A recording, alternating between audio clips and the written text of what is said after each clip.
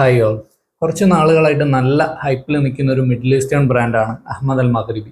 അവരുടെ മർജ്, പിന്നെ bin Sheikh, ഊദ് and roses എന്ന ഈ ഒരു പെർഫ്യൂംസ് ഒക്കെ തന്നെ നല്ല കേരളക്കരയിലൊക്കെ അത്യാവശ്യം നല്ല സ്വീകാര്യത കിട്ടിയ പെർഫ്യൂംസാണ്.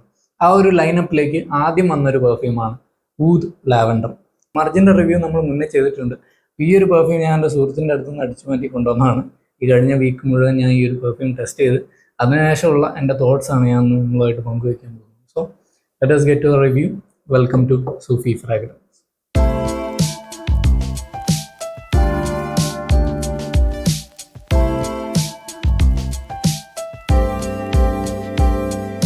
Hi all, I Sufiyan. അപ്പോൾ ഈ ഒരു പെർഫ്യൂമിലൂടെ വരുമ്പോൾ ഞാൻ ആദ്യം നോട്ടീസ് ചെയ്തൊരു കാര്യം എന്താണെന്ന് വെച്ചാൽ ഇതിൻ്റെ പേര് ഊദ് ലാവൻഡർ എന്നാണ്. പക്ഷെ നിങ്ങൾ ഈ ഒരു പെർഫ്യൂം അടിച്ചു കഴിഞ്ഞാൽ ഇതിൽ ഊത് എവിടെയെന്ന് നിങ്ങളെ കൊണ്ട് ചോദിപ്പിക്കുന്ന തരത്തിലാണ് ഇതിൻ്റെ സ്മെല്ലിരിക്കുന്നത്.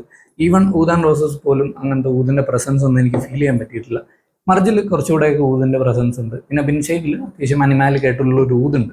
പക്ഷേ ഈ ഒരു പെർഫ്യൂമിൽ ഈ പേരുമായിട്ട് വലിയ ബന്ധമൊന്നുമില്ല. ലാവൻഡറിൻ്റെ ഒരു സിന്തറ്റിക് ലാവൻഡർ അക്കോർഡ് ഇരിക്കുന്നുണ്ട്.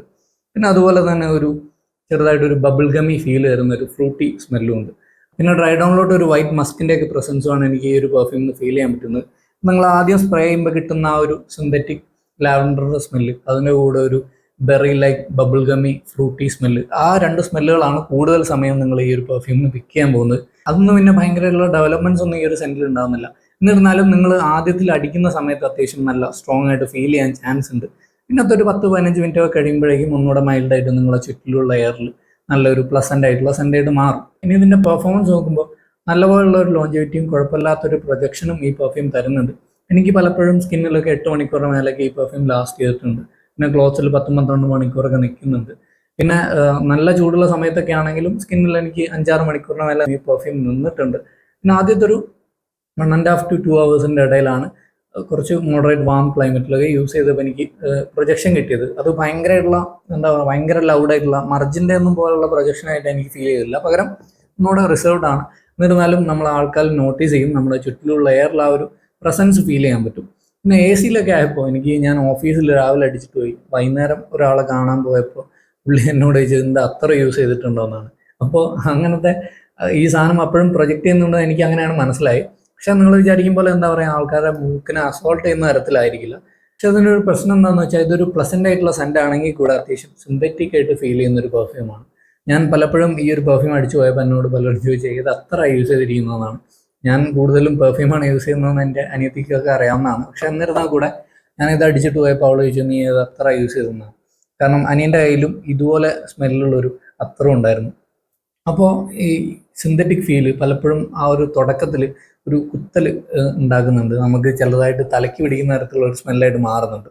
എന്നാലും ആദ്യത്തെ ഒരു മണിക്കൂറൊന്നും കഴിഞ്ഞാൽ വലിയ പ്രശ്നമൊന്നുമില്ല. പക്ഷേ നിങ്ങൾ ഭയങ്കരമായിട്ട് ലൈറ്റ് ആയിട്ടുള്ള സെൻറ്റുകൾ CK1 അല്ലെങ്കിൽ അർമാനിയുടെ അക്വാഡിജി ADT അങ്ങനെ ഭയങ്കര ലൈറ്റ് ആയിട്ടുള്ള റിഫൈൻഡ് ആയിട്ടുള്ള സെൻറ്റുകൾ മാത്രം ഉപയോഗിക്കുന്ന ഒരാളാണെങ്കിൽ നിങ്ങൾക്ക് ഈ ഒരു പെർഫ്യൂം പിടിക്കാൻ ചാൻസ് കുറവാണ്.